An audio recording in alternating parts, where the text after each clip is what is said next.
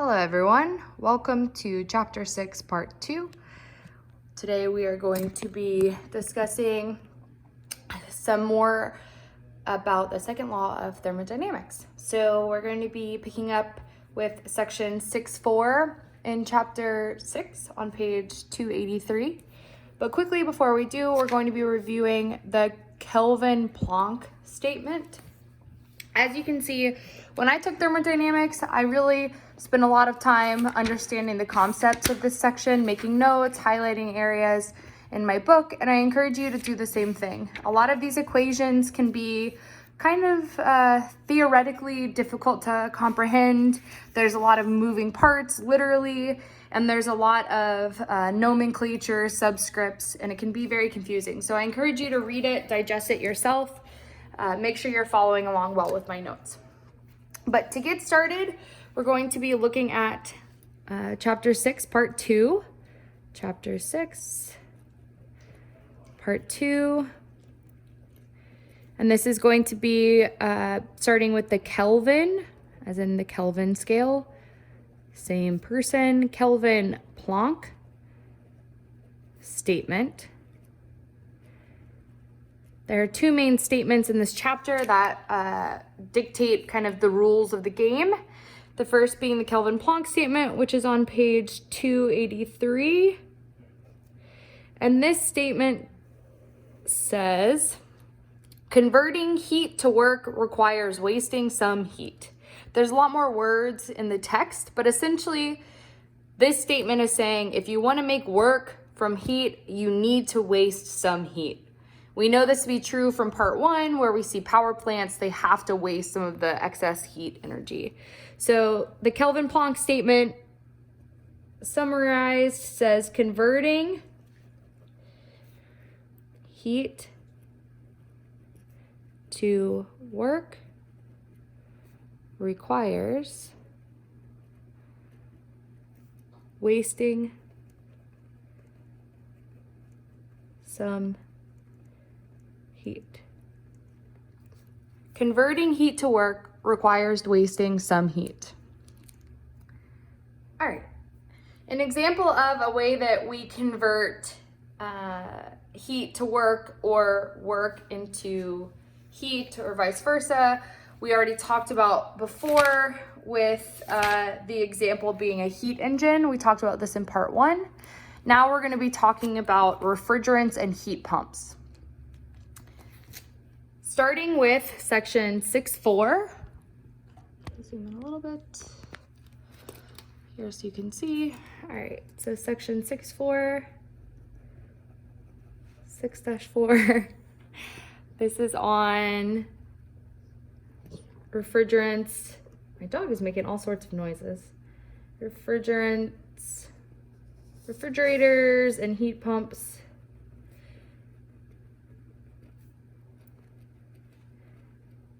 Page 283 still.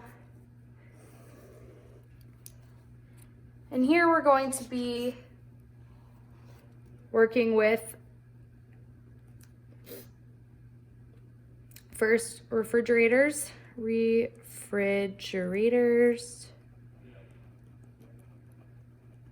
with refrigerators, many of you should know this, the working fluid is a refrigerant.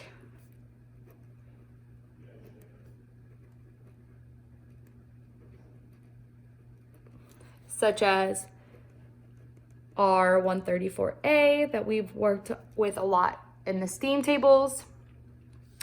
A typical refrigerator uses a vapor compression refrigeration.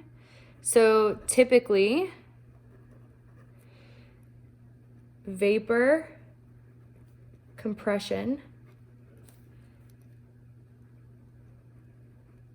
refrigeration. Vapor compression refrigeration. And the steps in this system are in figure 619 here, where we have depends on where you start, but essentially we have our refrigerated space here where you keep your milk and your Jell-O and whatever else you put in your fridge. And This is controlled by an expansion valve where we have this liquid circulating. Ooh, wrong way. All right, so we have our refrigerated space here, and then this is gonna go to our compressor where this is what you're plugging into the wall, you're getting electrical energy from. We also have our condenser in the back, which is the heated part. If you stand behind your fridge, you can feel that it's releasing heat.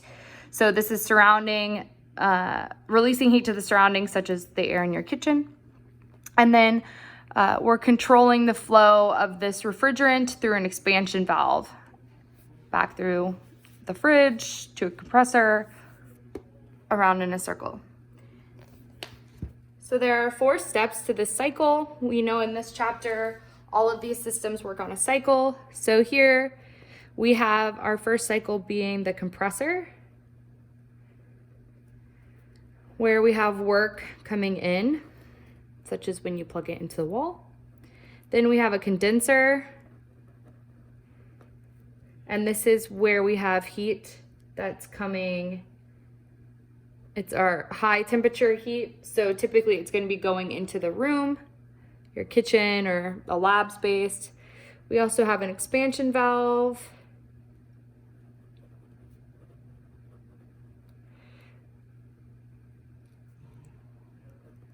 And then we have an evaporator.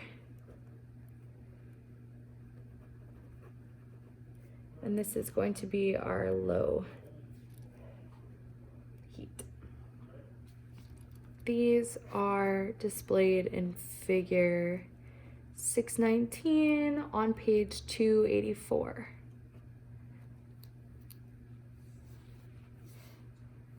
And typically when we diagram a fridge, we diagram it where it looks something like this. We have a circle, we have our fridge being represented here. We're putting our work net into the fridge. We have our warm environment here, our QH. We have our cold environment here, QL. And this represents our refrigerated space. This represents the warming from the condenser behind the fridge. And then this represents when we plug in the fridge. Within this circle, we know that we have all 4 of these systems here. So a lot of times we represent it with something like this. And inside here, we have our compressor, condenser, expansion valve, and evaporator that are just modeled as little blocks. But overall, our whole system will be defined as the entire refrigerated space, warmed area behind it, everything. All right, with refrigerants and refrigerators, we also have a concept that I've introduced briefly before called a coefficient of performance. Coefficient of performance, or COP. And when we want to talk about coefficient of performance for a fridge, we write COPR, subscript R.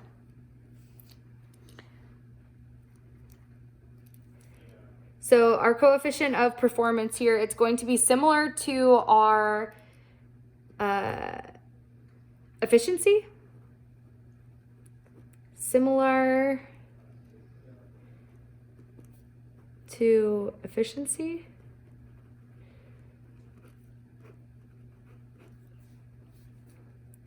And the equation is going to be COPR is equal to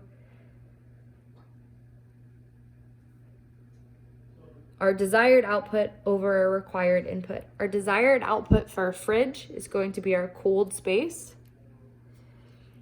And this is going to be over our required input, which is our work that we're getting from the wall. So our cost of performance for a fridge is going to be our cold space that we're getting over the amount of work that we're drawing from our plugged into the grid electrical wire. All right.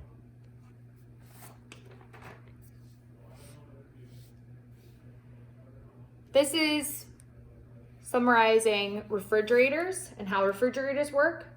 We can also have the opposite of refrigerators, which would be a heat pump. So we're going to look at a heat pump now. Before we do, I want to make a quick note that this is one of the equations we're going to manipulate a lot. As we talked about in part 1, our work here can also be represented in terms of heat. So this can be our heat high minus our heat low. And then we can rearrange this, dividing everything by our heat low, and get 1 over QH QL minus 1.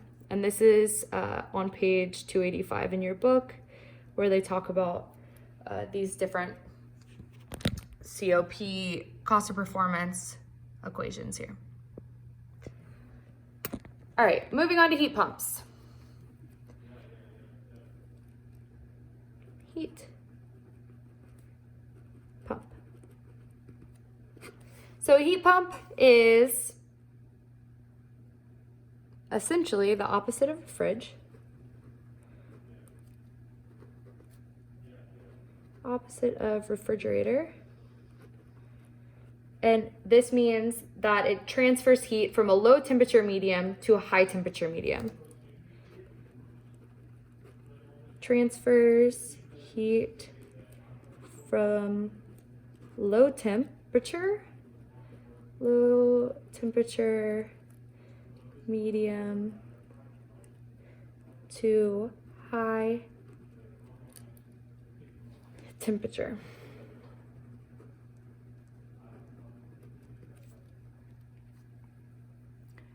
So this would be something like a home heating system.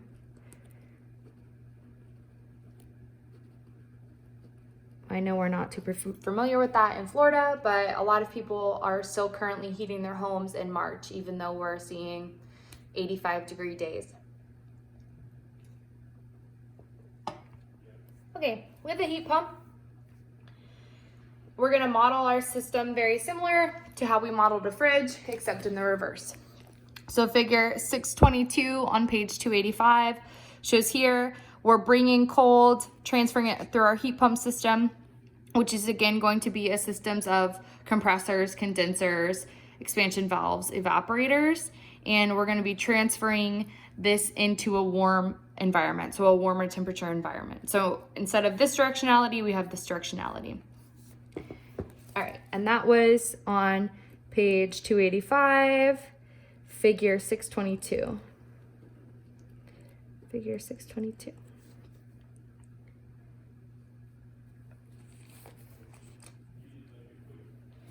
And then this is also going to have a cost of coefficient of performance.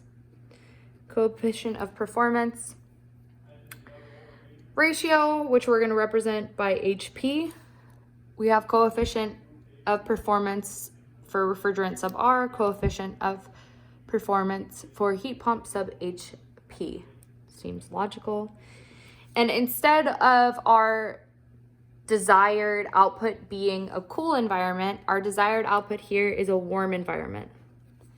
We're warming up a house.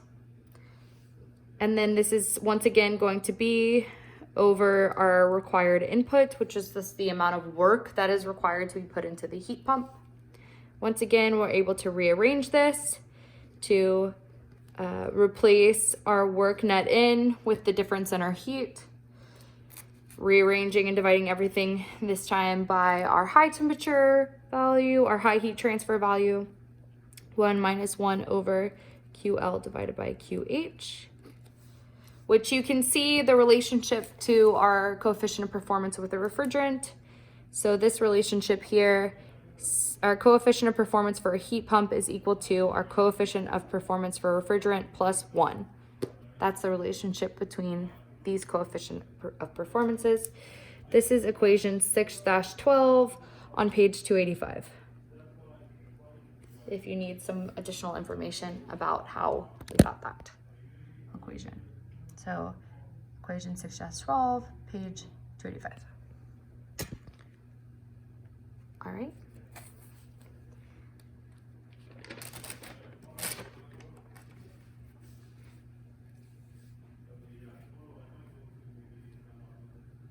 I want to do a quick example problem. This is going to be example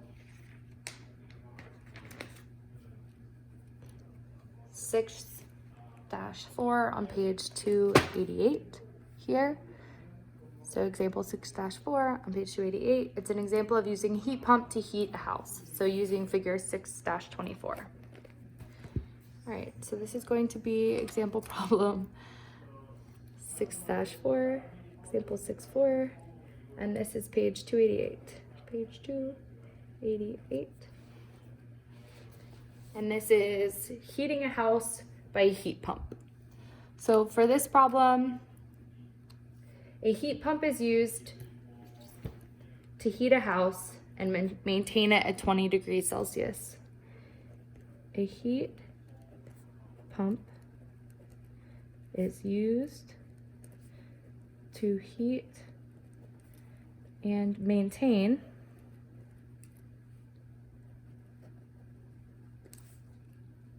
a house at 20 degrees Celsius. On a day when the outdoor temperature drops to 2 degrees Celsius, the house is estimated to lose heat at a rate of 80,000 kilojoules per hour. On a day when the outdoor temperature is -2 degrees Celsius, that sounds miserable. The house loses heat at 80,000 kilojoules per hour. If the heat pump under these conditions has a coefficient of performance of 2.5, if the COP-HP equals 2.5, determine first the power consumed by the heat pump,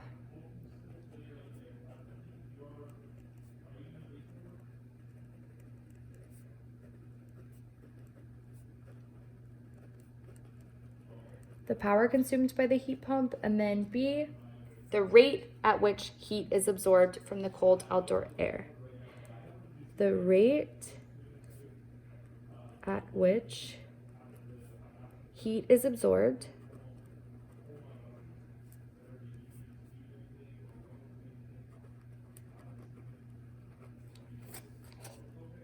from QL. I'm just going to say the cold outdoor air.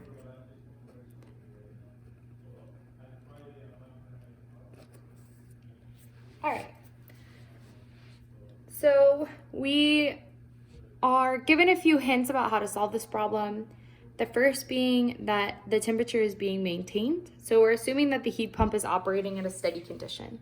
So that's the main assumption that we're making. Assumptions, steady operating conditions. Steady heat pump operating conditions. All right, so that's our first assumption, and then we want to start the analysis. First, we're looking at power. So we're going to want our answer in terms of energy per time, or a unit such as kilowatts. And the way that we're going to get our power is this is going to be represented by our work coming in. And this is our net term. So our net term of work coming in, this is what you're paying your electricity bill for in the winter. And remember, this equation is going to be for a heat pump. We have our coefficient of performance is our desired output, which is our hot indoor environment, divided by the amount of work that's required for that. So manipulating that equation, we can divide by a coefficient of performance, multiply across, and get our work required is our heat transfer of our warm environment divided by our coefficient of performance for our heat pump. We are given our coefficient of performance as 2.5, And are we given our heat transfer from our higher temperature environment? Yes, we are. The house loses heat at a rate of 80,000 kilojoules per hour. So this is going to be our heat transfer rate per time of our high temperature environment. So this is 80,000 kilojoules per hour divided by 2.5 kilojoules per hour. I'm going to go ahead and convert that into seconds. So 1 hour is 3,600 seconds.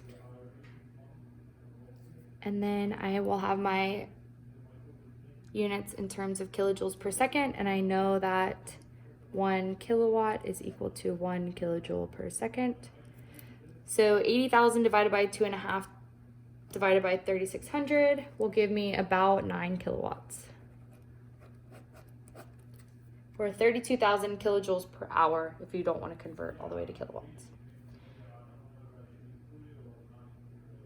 All right, so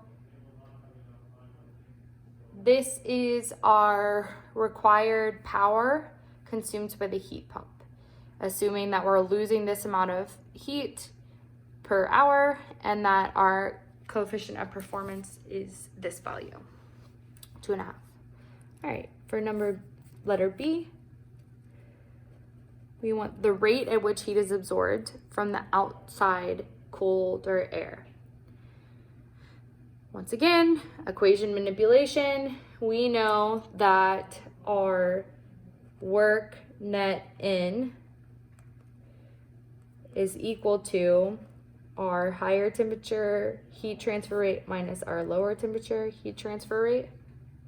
So if we rearrange this, our lower temperature heat transfer rate is equal to our higher temperature heat transfer rate minus our required power coming in. We just solved for required power coming in. So we can either use we can convert our 80,000 kilojoules per hour to kilowatts, or we can use our kilojoules per hour term that we would get from here, which is roughly equivalent to 32,000 kilojoules per hour. You can just convert back and forth between kilowatts and energy per time. So I'm going to do it that way. This is going to be 80,000 kilojoules per hour minus our required work would be 32,000 kilojoules per hour. Solving this gives roughly 48,000 kilojoules per hour as our heat transfer from our lower source. This chapter is not extremely intuitive in understanding how all of these heat transfers and works are related to our coefficient of performance and these cycles. So make sure that you're reading for yourself, you're doing some practice problems, you are feeling comfortable with all of these different topics. I'm going to do one more example problem. This is problem 648 in the back of the book. So example 6-48. And this problem is about an agricultural packaging shipment. So I personally really liked it. For this problem, bananas, B-A-N-A-N-A-S, are to be cooled from 24 degrees Celsius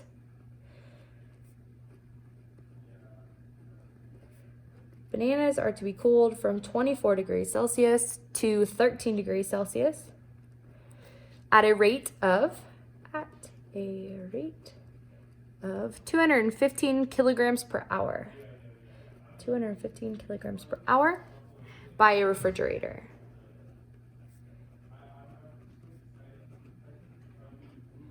By a refrigerator, the power input to the fridge is 1.4 kilowatts. The power input to the fridge is 1.4 kilowatts. Determine the rate of cooling in kilojoules per minute. Determine the rate of cooling in kilojoules per minute if the coefficient of performance is, determine the rate of cooling in kilojoules per minute and, make this into an and here, and the coefficient of performance of the refrigerator. And we're given the specific heat of a banana below freezing, so just a normal banana, to be 3.35 kilojoules per kilogram degree Celsius. This is given. All right. So we have bananas, we're trying to cool them down. Maybe Publix is trying to keep them extra long, and we're gonna put them in a fridge and cool them down. We wanna determine how fast they're gonna cool down and what is the ratio or efficiency of cooling them in this fridge. And we're given information about properties of the banana. All right, so first we want to determine the rate of cooling. Rate of cooling.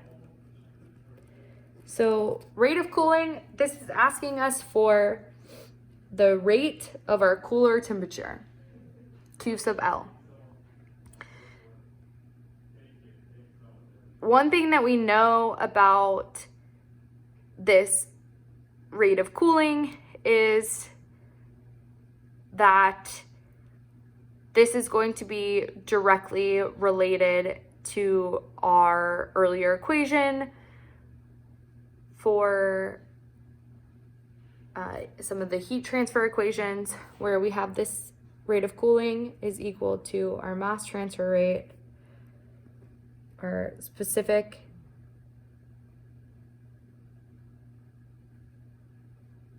heat, and our change in temperature. So MC delta T. This was discussed a lot in chapter 5. Let me see if I can find, and chapter 4.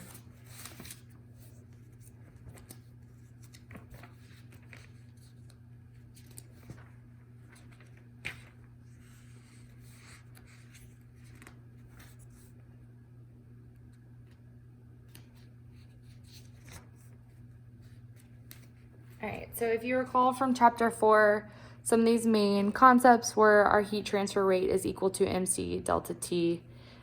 This is the end of chapter 4, where you can recall some of these equations about how we're deriving our, that's not very good, our MC delta T equations. These are related to internal energy and enthalpy, but we're also relating them to our rate of heat transfer.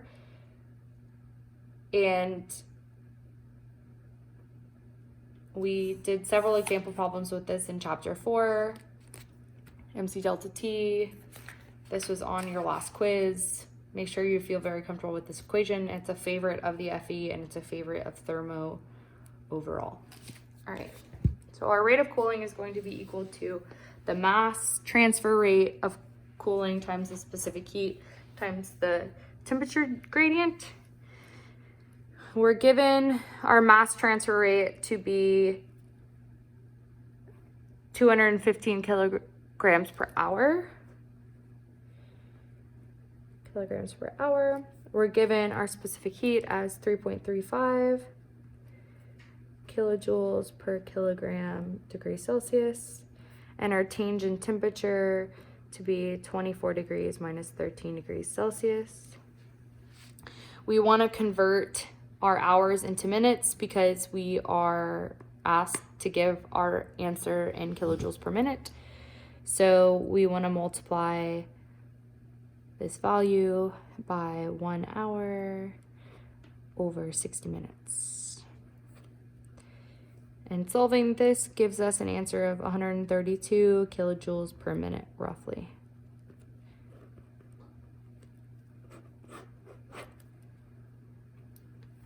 For part B, we want to find our coefficient of performance for our fridge. We know that our coefficient of performance is our desired output, which is our colder temperature, over our required input, which is our net power coming into the fridge, typically by plugging it in. We just solved for our colder rate of heat transfer, 132 kilojoules per minute. And we're given information about our power input to the fridge, which is 1.4 kilowatts, 1.4 kilowatts. If we convert kilojoules per minute to kilojoules per second, we get kilowatts. So if we multiply by 1 minute is 60 seconds, then we get kilojoules per minute. So then we have kilojoules per second. 1 kilojoule per second is equal to 1 kilowatt, which gives us kilowatt over kilowatt, a unitless number, and this gives us about 1.6 as our COP sub R. All right, so this problem combines chapter 6 as well as concepts from chapter 4 and chapter 5. Make sure that you are comfortable with all of the nomenclature, COPR, Q.L, MC delta T, when we can use those. All right, I will be posting part 3 of chapter 6 on Friday. So I hope you all read through section, we did up to section, we started with the Kelvin-Planck statement, did section 6.4, coefficient of performance, heat pumps.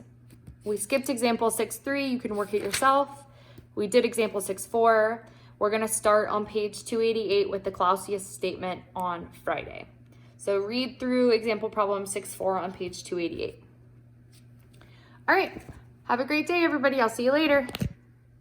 Say bye, baby.